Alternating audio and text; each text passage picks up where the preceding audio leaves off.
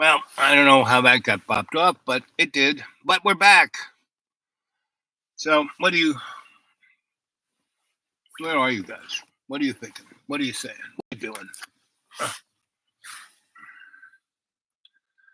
No one shows up. I'm probably going to leave because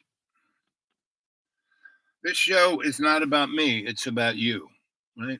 And if you're not going to show up, I'm not going to be here. And as you've seen, I'm not doing as many shows as I normally do.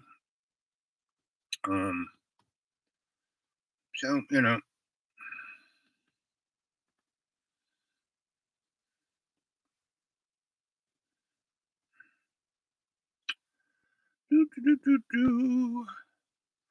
I'm just waiting for you. I'm not going to. Oh, there's one person. Hey, one person. I was doing a live show, and then it kind of disappeared. I don't know what happened to it. It'll be interesting to see if it comes back up. I did that a day ago. I thought it was longer than that.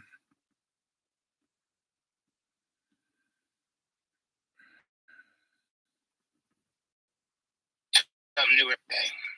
Well, maybe that thing will go up there, but it's nothing new that I haven't said before. We're right at this point. It's a inflection point, right? And nothing new, nothing big. But a lot more people. But a lot of people die every day, and but it's just be more of the same. That's kind of one of the novels I'm working on, same as it ever was. But if you don't come on and join on with the chat in the next 2 minutes, I'm going to be gone. I'll be gone. I seem to be saying that a lot. Again, I've already said everything. Unless we have a chat, unless we have a discussion, unless we have a conversation, I'm getting tired of doing. Do we do our best, or do we just try? Good morning, good evening, good afternoon, and welcome to Dreamy Dreamland with Sensei Bob. I've been watching things go on. I've been talking to people, and it's like the same old same. Everyone, if they didn't do it, it's not their fault. They know better than anybody else. What is, where are we, right this minute? What is that leap of faith? What, modern artists, what are you leaping your faith, right? So, I'm learning. Exactly. See? No one's perfect. No one's like, oh, I know how to jump. Oh, yeah, I'm jumping, I'm a Mexican jump. So on Monday, we'll hear opening arguments in Donald Trump's first of 4 criminal trials. This case arises from a hush money payment made to Stormy Daniels, who claims the two had an affair, something the flatulent fornicator denies. So jurors will be faced with a relatively simple question. Who to believe? Some attention-starved bleach blonde with big cans, or Stormy Daniels? Now, I have a big problem with this trial, not the charges. He's guilty as hell. I have a problem with how it's being referred to in the media, because the gassy grifter is on trial for criminal falsification of business records with the intent to violate federal campaign finance laws and unlawfully influence an election. So the media needs to stop reporting it like this. Hush money trial. Hush money trial. Hush money trial. Hush money trial. Hush money trial. Hush money trial. Hush money trial. Hush money trial. Hush money trial. Hush money trial. Hush money trial. Hush money. Hush money. Hush money. Hush money trial. This is not a hush money trial any more than Jeffrey Dahmer's was an undercooked meat health code violation trial. Sure, hush money trial has a nice salacious TMZ kind of ring to it, but it undermines the seriousness of the charges. The hush money payment was perfectly legal. It was the long line of illegal activity after the payment that resulted in criminal charges. So before I tell you why the court rester is in a world of hurt, please like and subscribe if you like what you're seeing. I'm a one-man show, and it takes a lot of work to write, film, and edit these episodes. And while throwing a buck or two into my virtual tip jar is greatly appreciated, sharing the link below with the rest of the world is the best way to keep this show and democracy alive. Thank you. Now, hush money payments are nothing new.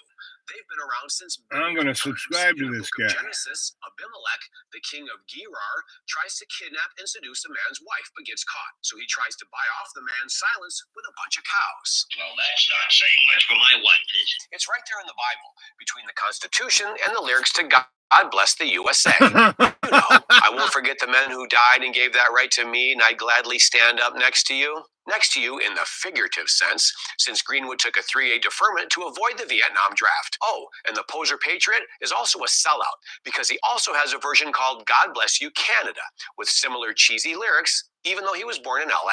And I'm told he has a God Bless You Mexico version that isn't in the works. So the first hush money scandal in the U.S. happened in 1797. Writer and journalist James Callender reported that U.S. Treasury Secretary and revolutionary rapper Alexander Hamilton paid the equivalent of $25,000 to a man named James Reynolds in 1792. The payment was hush money for Reynolds after he caught Hamilton having an affair with Reynolds' wife Maria. Because, well, you know. How do you solve a problem like Maria? With cash. And in order to prove he hadn't committed any financial misconduct, Hamilton ended up publicly detailing the payments, and while his name was eventually cleared, the affair ended up embarrassing his family and ruining any hope he'd had to run for president. See Gary Hart. Then there was presidential candidate John Edwards, who federal prosecutors accused of soliciting nearly $1 million from wealthy donors to hide his affair with his pregnant mistress to prevent damage to his reputation as a family man. Edwards' lawyers argued the donations were personal gifts from friends, not campaign contributions, and were intended only to hide the affair, not from voters, but from his cancer-stricken wife. Oh, yeah. A jury found the husband of the year not guilty on one count of receiving illegal campaign donations, but deadlocked on 5 other charges, leading to a mistrial. But before the Justice Department could retry him, Edwards agreed to drop out of the race, so they dropped the charges. And his wife? Well, she got the last laugh, because a week before she died, she took him out of her will and left her entire $25 million estate to her kids. Now, only 2 sitting U.S. presidents have paid hush money due to infidelity. That is, as far as we know, hence the term hush money. President Thomas Jefferson had also been paying off the same writer and journalist, James Callender, 18th century's Harvey Levin. But when the payments stopped, Callender wrote an article publicizing Jefferson's relationship with Sally Hemings, an enslaved woman on his estate, and the existence of their 6 children. Well, we're moving on now. Then there was President Warren G. Harding, seen here with his wife. I think that's him on the left, who had 2 different affairs while in office. Between 1921 and 1923, President Harding paid the equivalent of $260,000 in today's money to an old lover named Carrie Fulton Phillips to keep quiet, and $187,000 to another woman named Nan Britton, whom he'd knocked up after she agreed to let her sister raise their child. So as I said earlier, making a hush money payment on its own is not illegal. But because Trump cheats on everything from golf to his wives to his taxes, he couldn't help but falsify business records, claiming not only were the payments for legal services, but that he knew nothing of the $130,000 payment to Daniels. Did you know about the $130,000 payment to Stormy Daniels? No. Do you know where he got the money to pay that payment? I don't know. Liar! Liar! So the only way he could get caught funneling the money through a law firm would be if someone spilled the beans, but no one could be that stupid. Fact now that you don't know, it's not campaign money. No campaign finance violation. So they funneled it through the law firm. And the president repaid it. He only hires the best. And thanks to Rudy, prosecutors what a learned Trump moron. created fake names and fake agreements to Now, conceal I the can say crime moron and for intentionally Giuliani. interfere with the election. How do we know this? Because prosecutors have evidence in the indictment Indictable crimes. that the defendant, Trump, directed lawyer A, Michael Cohen, to delay making the payment to woman 2, Stormy Daniels, as long as possible, and that if they could delay the payment until after the election, they could avoid paying her altogether, because at that point, it wouldn't matter if the story became public. screw her twice. This was all contained in emails and text messages between and among Cohen, lawyer Keith Davidson, and AMI editor-in-chief David Pecker. And as we learned earlier from Stormy Daniels, Trump has a serious Pecker problem. Pecker is Trump's buddy who owns the National Enquirer and agreed to act as the eyes and ears of Trump's campaign by looking out for and killing negative stories about Trump. Prosecutors allege Pecker paid $150,000 to Karen McDougal, a Playboy playmate, for the rights to her story regarding her 10-month affair with Trump so that the American people wouldn't find out about it right before the election. Trump has yet to turn on Pecker, but he could be a star witness for the prosecution, so give it a few weeks. So the most glaring thing that comes out in this entire trial, it shows just how dumb and cheap and corrupt Trump really is. Had he used his own money and not tried to cheat the IRS, this trial probably wouldn't be happening. And the irony is, most MAGA supporters don't care or are so indoctrinated they'd support him even more. There's actually a paper trail showing he paid the sex worker $130,000 to keep quiet about it. Well, who did that? Joe Biden? Biden. Would you vote for someone that paid? Of course not. Okay. So Trump did do that. Trump had a fling with Stormy Daniels. And paid her $130,000. Hush money, yes. And you're voting for him. I am. My father had affairs too, and I still respect him. If he had an affair, okay, services were paid for, services rendered, services. Now, what you see behind looks like a traditional shingle, but in fact, it's this panel right here. I do. I think they're very dishonest. Mail-in ballots, very dishonest. And isn't it true that you yourself have voted by mail? I do. I don't even know who the woman. Let's see. I don't know who. It's Marla.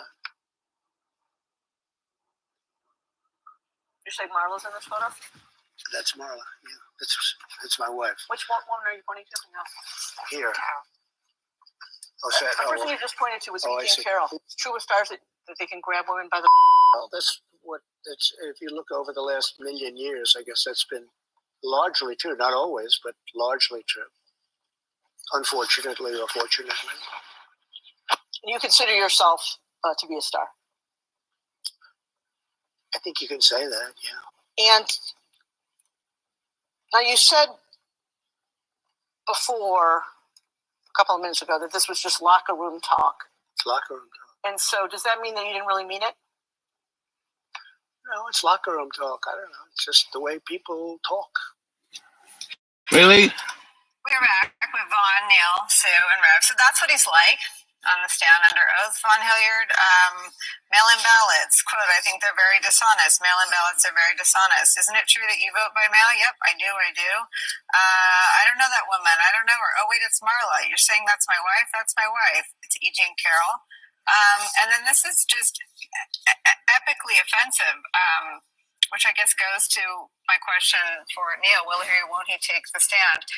Is it true that stars can grab women by the P word? Trump. Well, if you look over the last, this is my favorite, million years, it's been largely true. For a million years, stars have been able to grab women in the P word. And you consider yourself to be a star? Quote, I think you can say that, yeah. I mean, is there really a chance that that man will take the stand in front of a jury?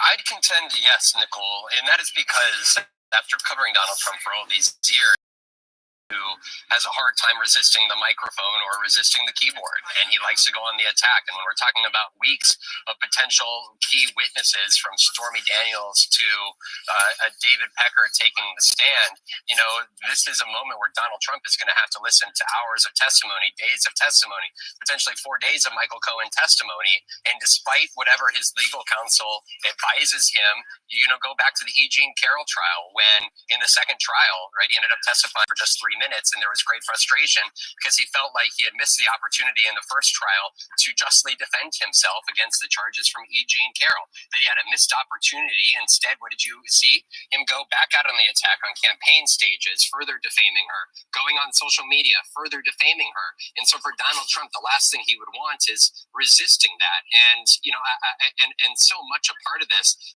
that opportunity for him in front of this jury to go even potentially muddy the waters or call into question the veracity of these stories if I may here, if you look at the eras of his life, he has left so many of us to be the tortured poets, to try to make sense as journalists of who and his relationships and what is real and what is not. And I have little reason to believe that he would not want to take that opportunity to make that just as difficult on these 12 jurors who he has now met eye to eye with, each and every one of them, and individuals who have said they don't have a strong opinion of him, and a man who has believed that he can woo the American public to vote for him. I would think that every reason he has to believe that he could woo 12 individuals sitting 15 feet away from him to vote in his favor inside of a courtroom too.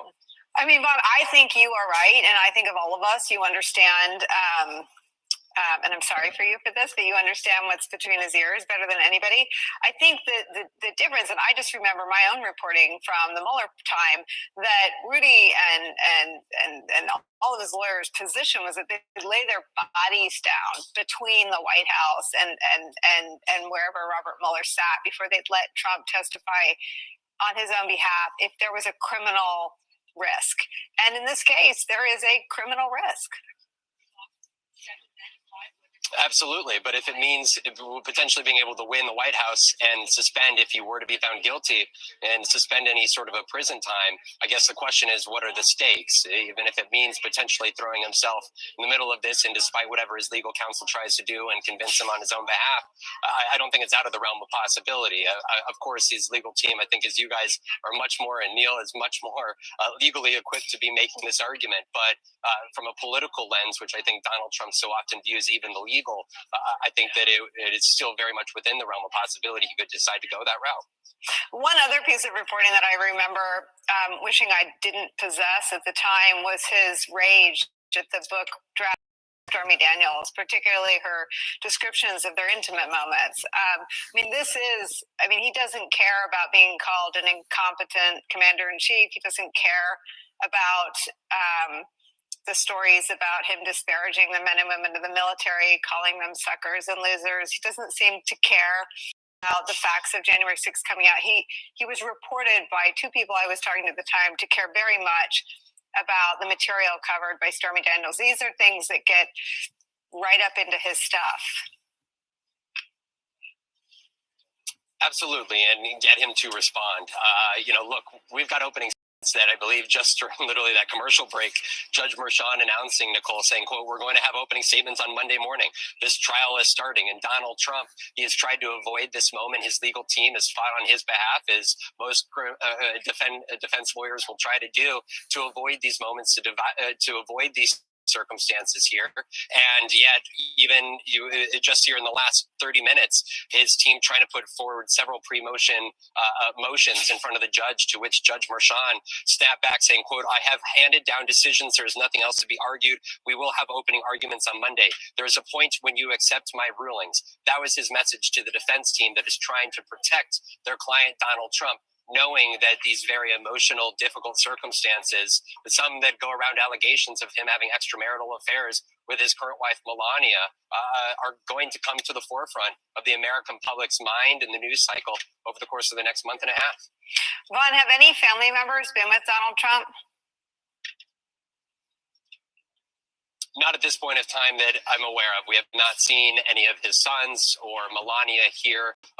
We have seen several aides. Jason Miller was here yesterday. Stephen Chung, his current spokesman, was in the courthouse here today. So he's been flanked by campaign staff as well as the legal team, but not his family, Nicole. Neil, an extraordinary moment. We are, as Vaughn just reported, now heading toward opening statements. That will be the next time we see this shot behind Vaughn. It'll be the next time Suzanne Craig is down in that overflow room. It'll be the next time we undam what, if any, anxieties, reservations, concerns these 12 jurors and 6 alternates have. And that'll be the first day of perhaps the rest of the Donald Trump story. That's right. I mean, it's a historic moment that's going to occur on Monday, the first trial of a former president. And, well, I always resist quarreling with Vaughn because he's so good, especially here, Nicole, where he's dropping all these Taylor Swift references. But I do have to just say, I do think there's, on this question of whether Donald Trump is going to testify, there's a world of difference between Donald Trump and a microphone out there in the public and Donald Trump and being in court, because in court you have regular rules of evidence. You can't just go and meander and with all the detours he takes. But most importantly, you're subject to cross-examination and, of course, under the penalty of perjury. So I suspect Vaughn's impulse, which is Trump can't stop restraining himself, is right. He'll tweet, he'll go give speeches in front of the courthouse steps and so on. But when it comes to whether he's going to take the stand inside the courtroom, well, to put it in Vaughn terms, if Trump does so, he will face an LOML, the loss of his life. And I think that's what the lawyers are going to say. I saw you nodding. No way that I would believe Donald Trump is going on that stand. He absolutely is narcissistic. He definitely can't resist a microphone, but he also knows the difference between a mic and a courtroom hearing of a microphone. He knows if he gets on that stand, he opens himself up. No matter how they rule on the hearing they do today, they may bar some things. There's just I could do an underarm fight, right? Now we have to talk about a sensitive topic here, but it's a topic that we live through all of our lives, and that topic is, frankly, farting. And there's this obsession with the Trump people. So a guy Maggie Haberman was very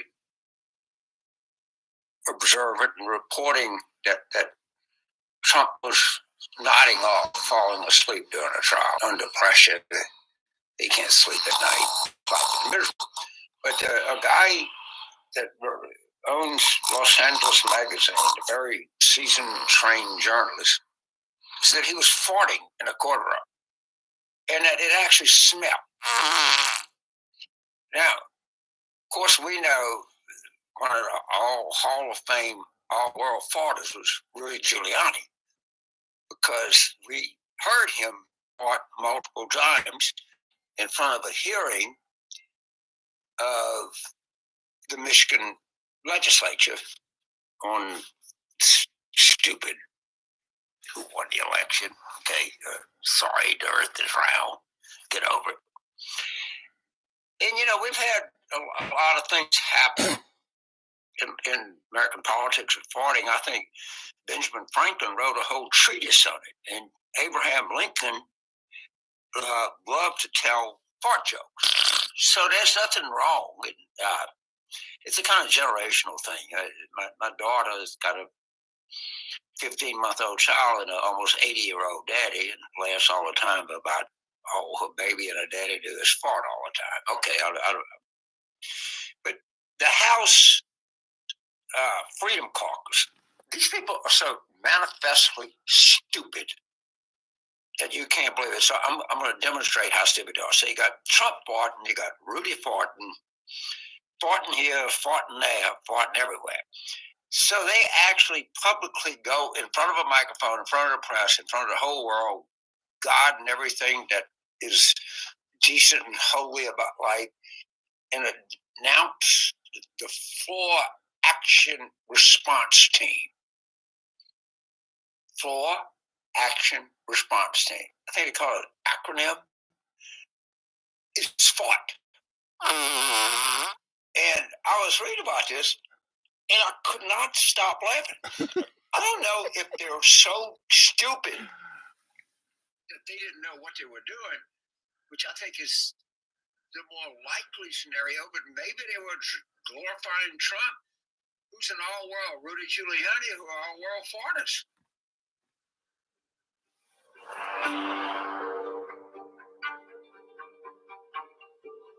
In the weeks that followed, the committee laid out the details of their case. This morning, we'll tell the story of how Donald Trump lost an election and knew he lost an election, and as a result of his loss, decided to wage an attack on our democracy. A central question: what the president knew and when he knew it. Oh my God. For a long time, people who have pursued Donald Trump tripped up on the question of whether they could prove that he knew what he was doing was wrong or that he knew what he was saying was a lie. The January 6th committee got past that by demonstrating that he was told time and time again that he did not win the election.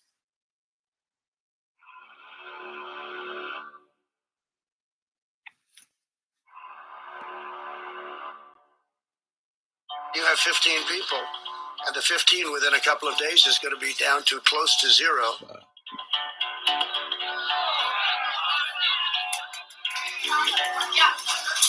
Whatever happens, we're totally prepared.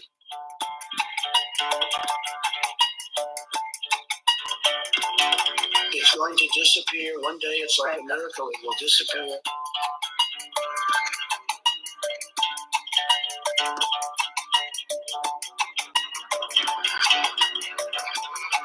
I'd rate it a 10.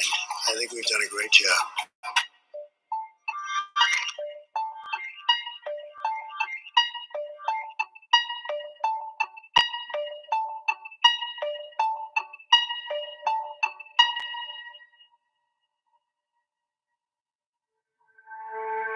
In the first 3 months of 2020, the coronavirus hit nearly every country in the world.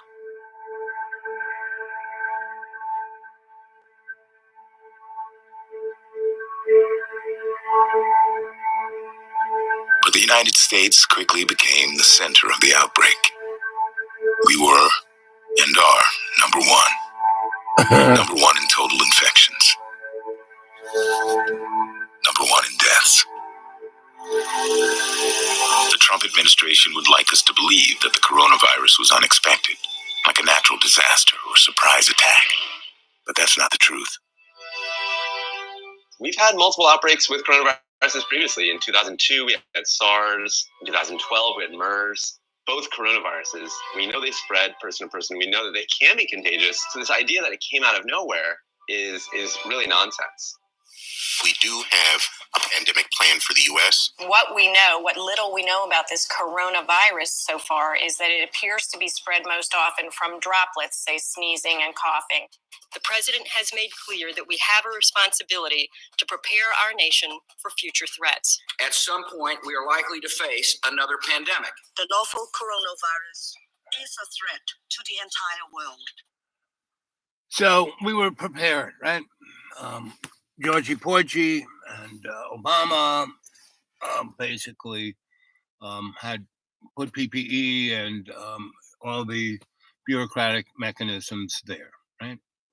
And when Donnie came, he basically had his buddies sell off all the warehouses and factories that manufactured this stuff, and they made some money, and we were left without anything to protect us, right? He did that 10, 15 months before this occurred, right? And he took out big chunks of the bureaucracy that could deal with it, right?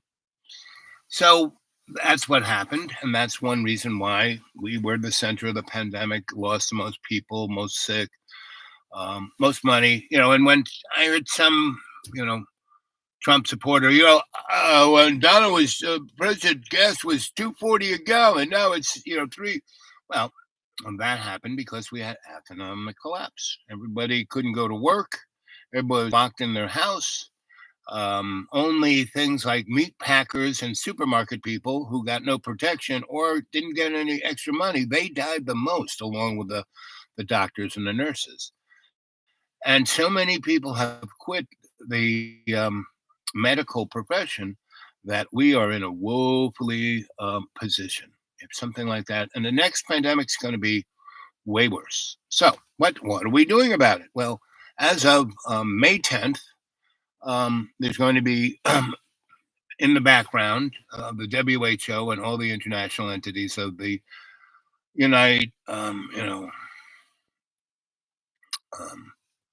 those guys in New York City who gather from different countries, where the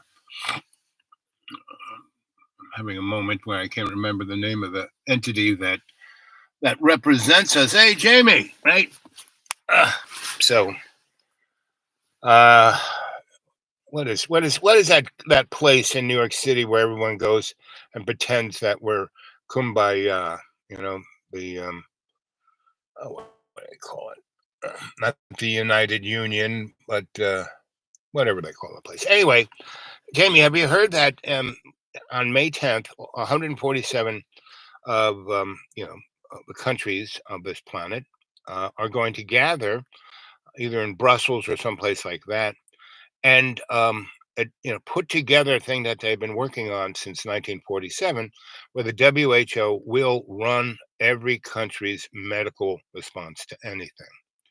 So whether you get a pill or a shot or anything, it will not come from your doctor or even your country's health department. It will come from the WHO.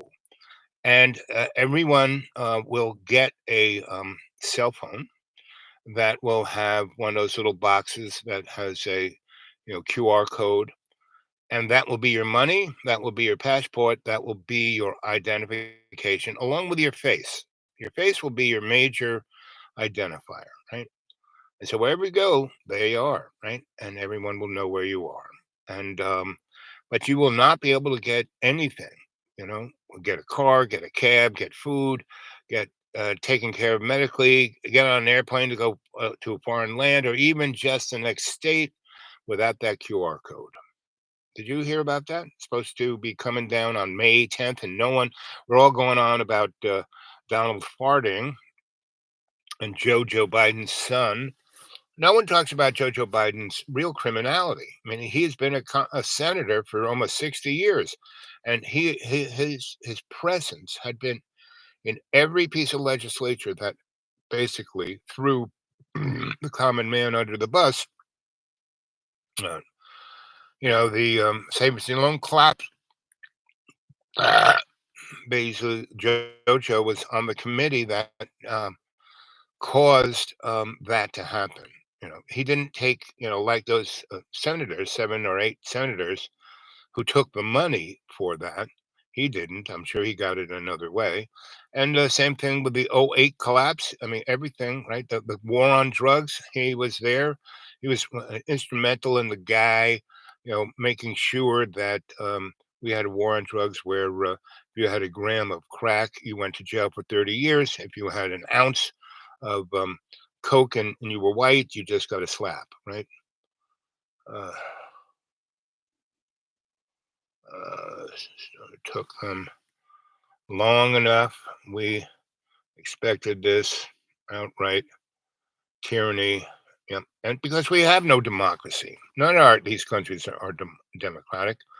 There is no democracy. You have no representation. You never have and never will until what we need is we had the technology, like in every government.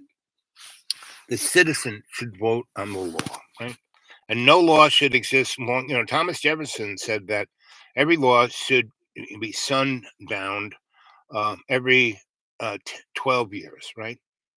And everyone talks about our founding fathers being old and no, they wore wigs, right? They were all in their mid-30s. That's why you had to be 35 to be a president. It's like it was about the common age of all those guys, and they were all white, rich, landed folk, because the majority of at the time of 1776, more than half of the slaves, if not all the slaves, were primarily white indentured servants. The Northerns had their own slaves. They were white indentured servants. Go watch the movie Gangs of New York. So it's nothing new. This is the same as it ever. Why we're having the presidency that we are? Because it is a distraction from what's going on all around us. The environmental catastrophes that are here and have been going on, since Tesla had wireless transmission of electricity, 0 point. You didn't have to burn any coal or anything. And Mr. Morgan said, well, we can't make money at that. So no, we're not doing that. So you will see, we will have that come about in the next 5-10 years, where the state will own everything, right? So, and money will go away. It won't matter. Money is just a representation of power. And if they hold all the power, they won't need money. So and that's what the Roman Empire, when it had bread and circus, all the citizens of Rome could eat and be entertained and were taken care of because the money was irrelevant, right? And the power was complete. So, I probably have a half hour's worth of show. So come on, Jamie, let's hear something from you, buddy. And guys, let's have more people on the show. This show only works when it's not a dialogue, when it's a conversation, right? And bring something to this, right? And because what's going to happen is we're going to have basically, the planet's already at war, but the planet has always been at war because that's how the smallest group of people can control everything. When England, Spain, and France basically was ruling the world, they would go into a land and they'd slice it up and stick people who hate it instead of like making this country all about the people who got along. No, they made sure that little country there was, these people over here should be a separate country, but no, they stuck them with those guys so that they would like fight amongst themselves. So the Europeans didn't have to. All the Europeans could do was happily take the resources out of their country while the little country was fighting amongst itself. Sierra Leone is a great example of that, right? That whole hell, and that's why, that strip across Africa that's in constant war because they have tremendous resources. And why are we having the war between Ukraine and Russia? Russia has tremendous resources, right? And we want to reorganize how it's sold. It was fine for, almost 30 years for the oligarchs to run everything because we own them. We own Putin. Putin is just reading the script. We need a war in Europe to force this new world order, right? And we need a nuclear exchange, and we will. Putin will launch a nuclear weapon at Kiev and a nuclear weapon at Odessa, and one up there on the Polish border, kind of right where all these weapons are going to be brought in. The C-7s land in Poland, and they just push all the stuff over the line into Ukraine. The Ukrainians take it from there. And we're going to give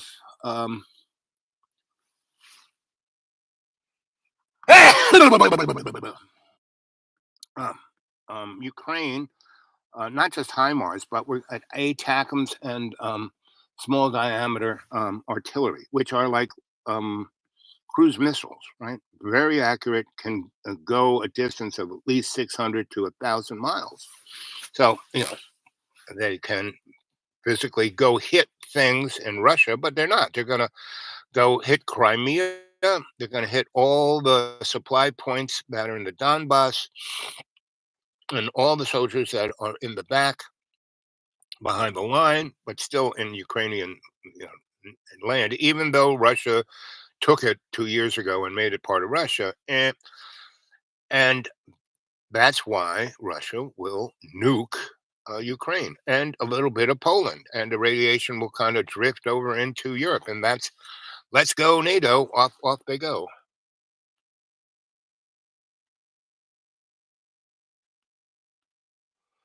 So thank you for appreciation. So that's that. And the other side of the coin, Israel is going to nuke that place where 1.3 Palestinians are in that city, Rafah, right? And they're going to nuke that place up there where the Hezbollah guys are, and they're going to nuke whatchamacallit, Iran. And how it's all going to go down is, so Iran launched 300 to 500 cruise missiles, ballistic missiles, and drones, right? And what did they do? They first launched the drones, which took 5 hours to get from launch into Israel. So, and not only that, basically, Iran told everyone 72 hours before they started this attack, when the minute it was going to start. So everyone had 72 hours to get positioned. I mean, how did the U.S. and French and English and the other guys shoot down more than half of the incoming into Israel? Because they were told to be on guard, right? And why did Syria do that? Why did, if they had launched the ballistic missiles first and then the cruise missiles just after, and then the drones, they would have caused real damage. But what they did, they took the slowest thing first, so everything would get lit up. All the radars would go on, and basically, Iran. This was a pre. This is they were doing research, target research. And so they saw where every radar plant, because everything was turned on 72 hours before they launched everything, right? So they saw where everything was. They marked it down on the map. They saw what frequencies they were. They saw everything about it, right? Then they launched, the slow-moving drones for 5 hours. They chugged along, and that's the ones the navies and the French kind of took out, right? And what of those, about 200 of those 300 and something drones made it to Israel's base, and the Iron Dome went after them. Right, each of those drones cost about $700 to $1,500. Each of the missiles, the U.S. missiles, the French, the English, the Iron Dome of Israel, each of their anti-missile missiles cost close to $1 million. Right, so then Iran shoots, about 3 hours into the trip of the drones. They launch cruise missiles, which go much faster than those, but they have radar, meaning what a cruise missile does, it cruises. So you launch it, and it can move all over the place. It doesn't go in a straight line, right? And it also has radar, so it can hug the deck. So they kind of, shot about 60 cruise missiles that basically could, avert themselves from the radar. And fuse kind of popped up. And again, this was all to see how this system worked, real time, with a lot of adversaries coming at it, right? So they took out most of those, and a few of those cruise missiles got into Israel territory, where they had to be, again, going after by very expensive missiles of the Iron Dome, right? And then about 30 or more, ballistic missiles, shot up, way up high, come straight down. And when they're coming straight down, they're going really fast, right? So if you miss it, oops, sorry about that. So they really had to put up a wall of the Iron Dome, right? So they used up, so they, Israel and its allies used close to $1 billion with a B dollars worth of hardware and, expendable missiles to shoot down about $3 million worth of stuff that Iran sent at them. And it wasn't their best either, right? And so Iran has a shitload of missiles that move really fast, that can cruise along the ground, that can, be ballistic, go shooting up, and then as it's coming down, separate into 20 different semi-targetable, they're called MIRVs. And they have that, right? And Hezbollah up there in the north basically have a great deal of that stuff there. They have about 40,000 Katyusha missiles and a lot of really sophisticated cruise missiles and ballistic missiles. So, as things go on, and if, let's say Israel tries to attack Iran again, Iran will absorb it. I mean, the smartest thing for Iran to do is whatever Israel does is just to ignore it, right? But they did this one for a strategic reason. They were plumbing what the characteristics of that, a that whole system is when it is being attacked from, Iran by a large number of, incomings, right? So, but when, Iran unleashes everything, the dogs, they will unleash close to 20 to 50,000, not 500, missiles, cruise missiles, and drones that will be jiggered to evade the Iron Dome system. And it will probably kill somewhere between 200,000 and 1,000,000 Israelis, right? It will probably take out the capital and the port Haifa, right? So that's when Israel will lose its shit and launch the nukes, right? And it will all occur, pretty much before the 4th of July coming, right? And that's when the world will be in total disarray, chaos, etc. And I would say that's probably when the next, big pandemic will occur. Then the aliens will land, and we will be offered to be part of the Federation. So that's, don't believe a word I say. I'm just your friendly neighborhood griot telling you a story. How we doing on the Jews? Still 28. So there's still James is still here. Oh, what did James say here? I think Israel, Iran, Russia, and America are all, they're all in on this. I mean, this is a scripted play here. These senses are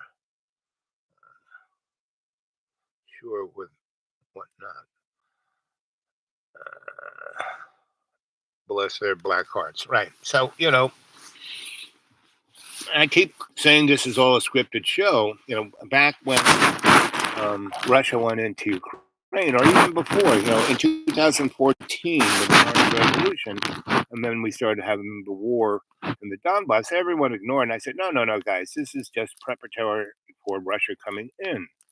And it's, basically going to be a long war, and not a war of attrition, meaning a lot of people are going to die, a lot of resources are going to be used up, but it's a scripted show, right? And the war will last 5 years or more.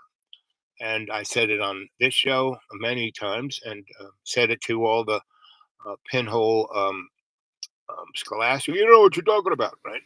So here we are, heading into our 3rd year in Ukraine, and here we are heading into our 7th and 8th month in and if you take it all the way back to 2016, when they put up the wall and basically put everyone in the Gaza Strip into a outdoor prison, and this is again just being done so people like in the United States will be able to stomach having our own Gaza along the southern border, right?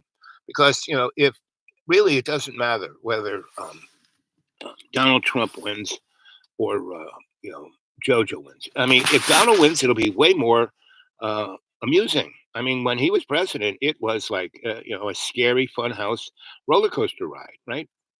Especially when he did those. Well, if you inject yourself with Clorox, it might work.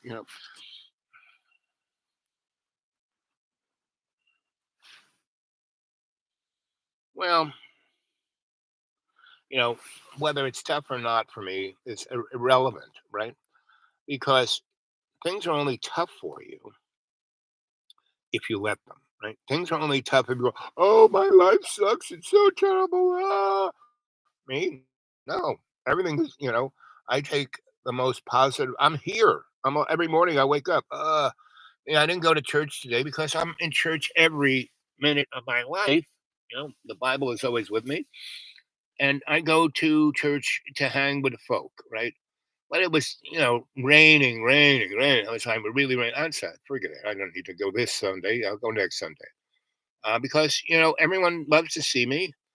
Then when we start having fellowship on the Bible, a lot of people just kind of do this when I say stuff because they go home and find out God, that guy was right again. I can't take it anymore, right? And the folks who are just the folk, they have gotten to the point where they like what I say.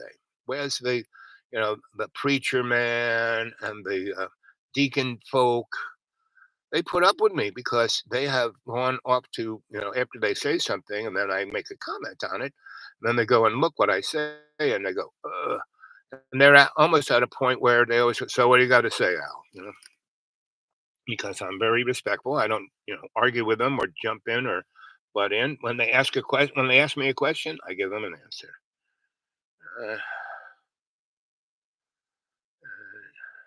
Everyday life. And yep. So like yesterday, I ran, I went and worked with, the weather was so strange because I woke up and it was nippy out. I went out there and it had rained early in the morning, like from 3 in the morning until about 6. And I went out. And again, my drainage system worked great. I didn't have a single puddle. Nothing was muddy. Everything was wet. My rain gauge said we had 5 inches of rain. Now the roads down the hill washed out, all of the dirt roads that I live on, I've made swells. So the water goes straight into the forest. And instead of, making a Grand Canyon along the road. And that was the problem before I started working on it. But no one else works on the road but me. And I'm a crippled guy. I can barely walk, I have no heavy equipment. The guy came in here, I'll fix this. And he had his, front end loader box and he ripped the road up. The next rain we had, it was like, please don't help. We have our broken, let's see, what is this guy saying here? Let's see. Road. Coming.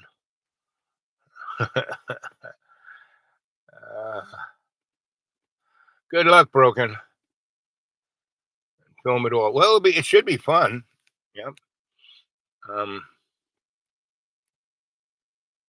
Praise God, praise Jesus. Yep. Now, it's probably John Boy breaking in here trying to, but that is his address there that they put up there, right? But the driveway is like a riverbed. I mean, you don't go up that road without 4-wheel drive, or you'll be hurting your car. And even if you've got 4-wheel drive, if you don't know how to drive 4-wheel drive, you will end up in the forest because the rich people go up there to go buy this, and I don't know how many cars have ended up in the forest.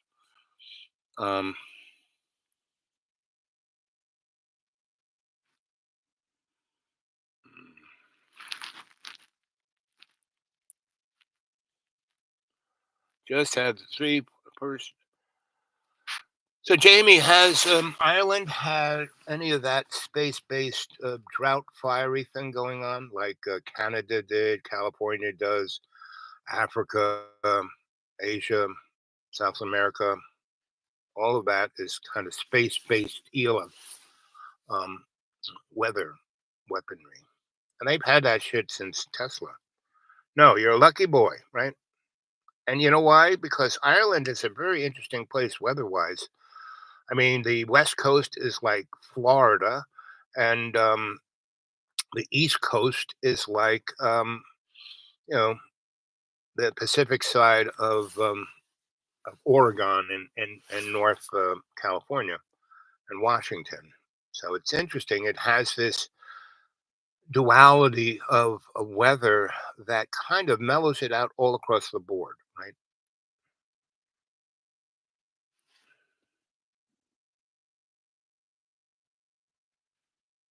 Yep. I mean, one of the reasons back in the 80s when Donald Trump looked like he was going to nuke the world, lots of Europeans and people like me were living in Ireland because if there was a nuclear war, all of the air comes to Ireland basically from Greenland and Iceland. And it's about 3,000 to 4,000 miles, right? So no matter how radioactive the Northern Hemisphere was over there, by the time it got to Ireland, it wasn't deadly, right? It was kind of cleansed by the ocean, by the rain and all of that. And that's why a lot of people of that nature, like me, were there, right? And I went there a couple of times, especially when you could just get on to what's his name's airline, that he had that 747 that flew from Kennedy to Heathrow, right? And you could buy. They had this nice little what was it called? It'll pop into my mind. But right there at the Pan Am building, right on 34th Street, they had this little storefront. You go in, and if you bought your ticket before 1, you could get on that airplane pretty much. If you could wait. You could go, the bus left to go to Kennedy at 4, right? And you could go down there at 3:45, and if there was a space, you could get on. But it was $100, right? Kennedy Heathrow, and let's see, Gulfstream. Yep. And the problem with that, all that ice that's melting up there in Greenland and above is so fresh, so unsalty that it is going straight into that little nook there, where the water is being stirred up and the weather is being pushed from the Gulf of Mexico into Ireland and England and northern parts of Europe. If that water becomes salt, I mean, still, it's the ocean, is still going to be salty, but if it drops by a certain percentage, those little, ocean tornadoes that are moving all the hot water and the warm air from Africa along, South America and up along the eastern seaboard, and then kicks out across the Atlantic to you. You guys are going to be a frozen icicle, ice age. The Earth has been an ice age more than it has been a green, lushy place.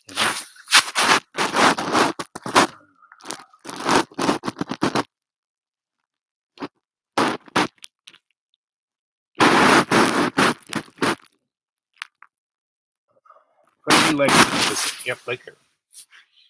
Yep. For 70 pounds. And so you went down there, you bought your ticket, and what you could get there, they had all the connects, they were like travel agents.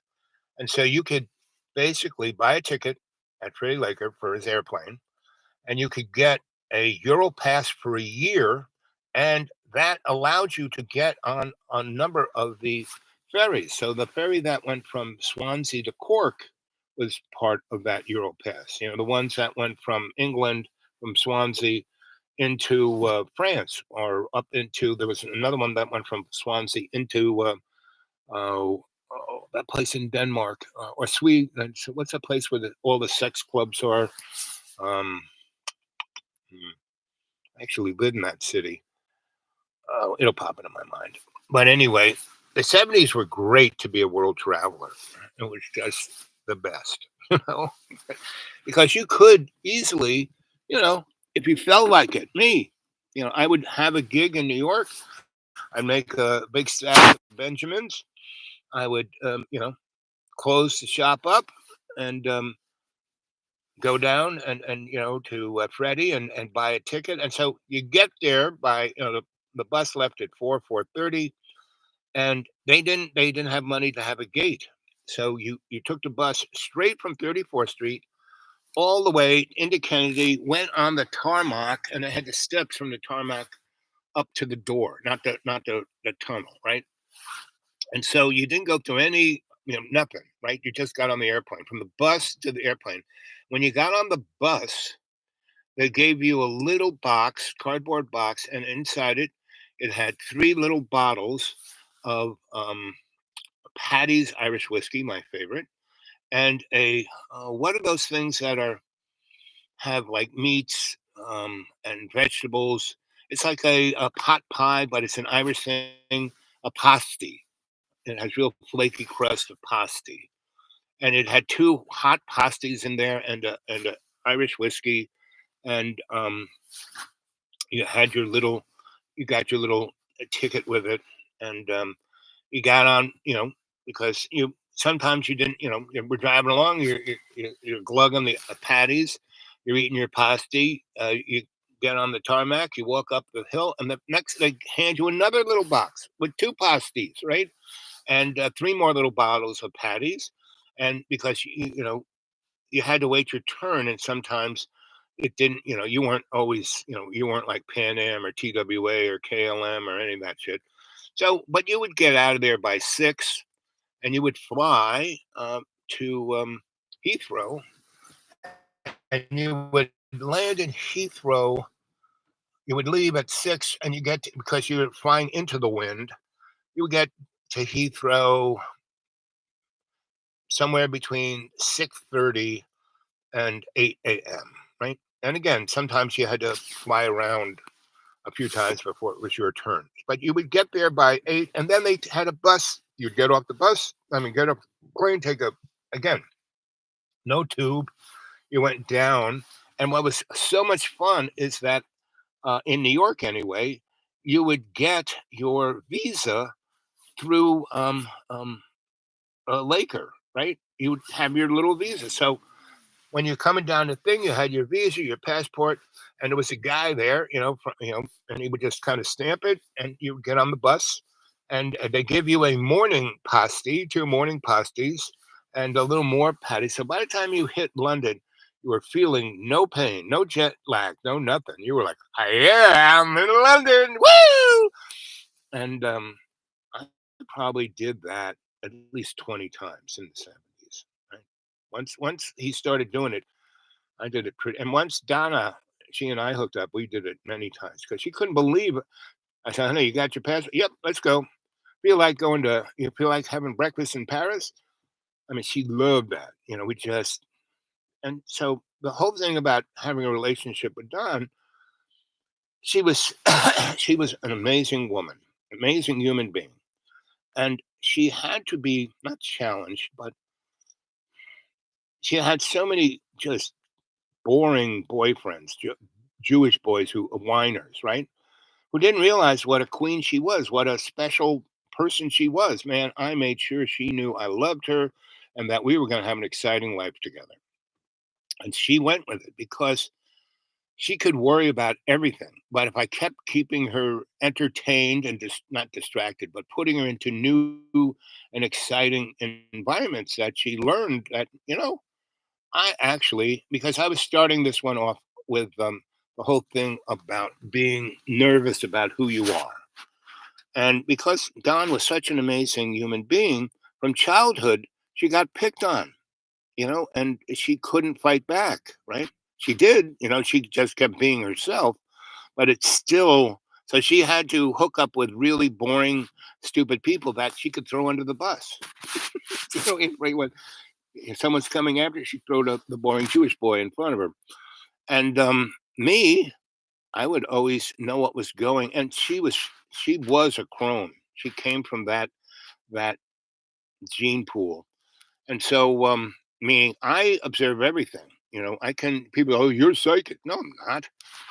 I am as observant.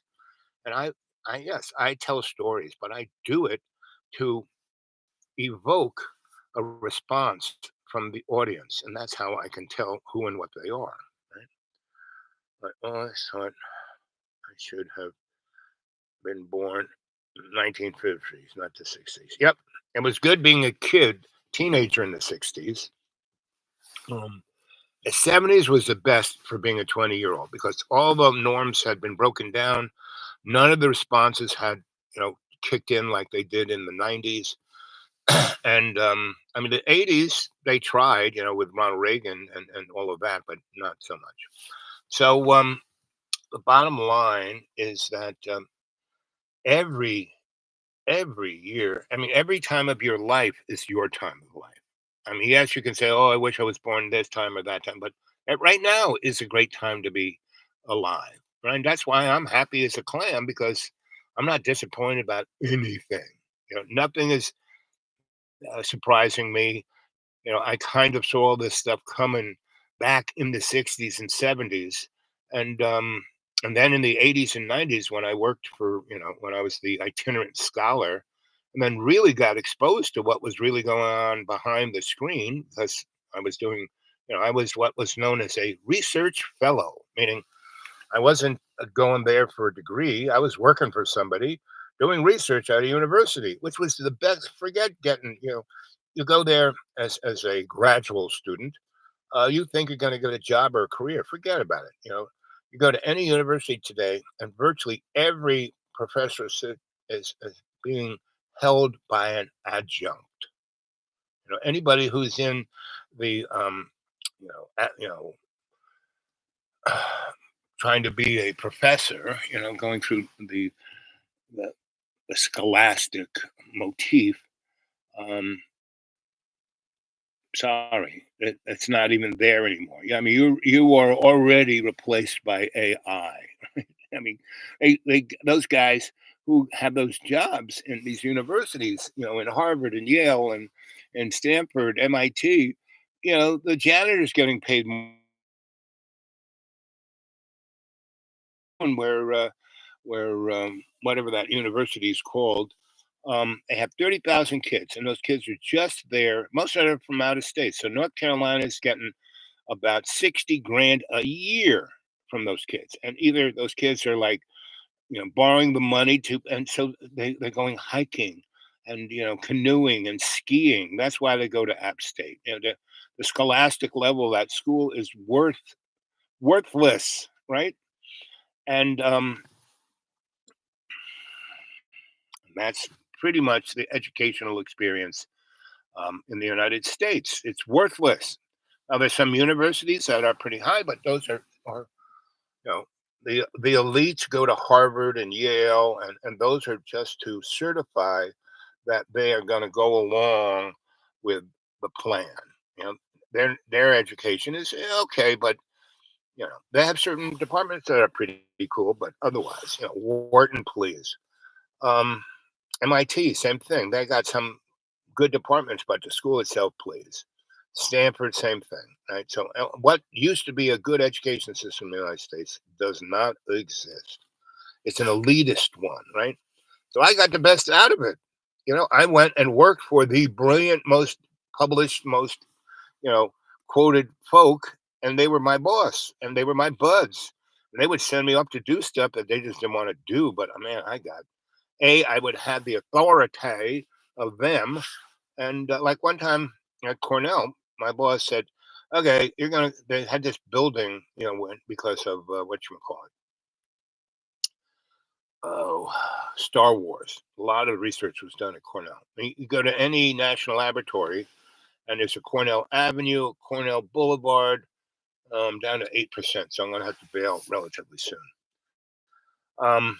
But anyway, next time we get together, and so it could be Monday, Tuesday, or Wednesday, I will do it at about 2:00. So 2:00 in your time, Jamie, is what?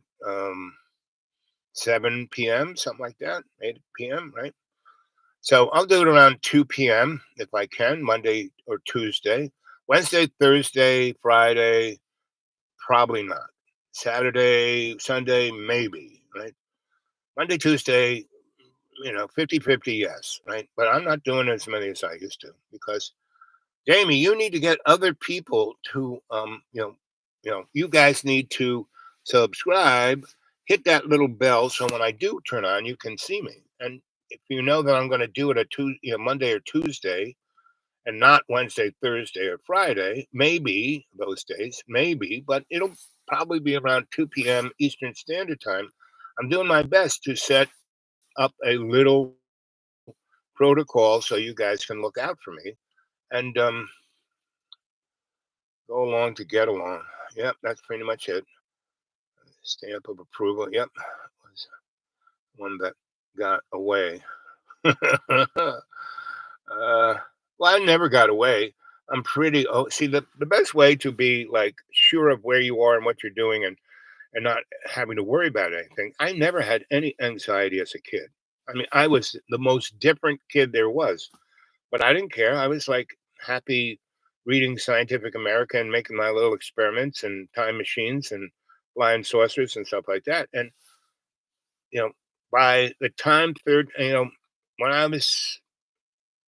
I had a crew when I lived in Harlem, a real diverse bunch, of everything, right? And that the other thing about when I was a real little kid, I had a crew that was not just old boys, those girls, and we all did the same thing. Like when we would go skinny dipping in the Harlem River, which was like more bunker oil than water. One time I jumped into a sludge of bunker oil came out. And I was black as this coat.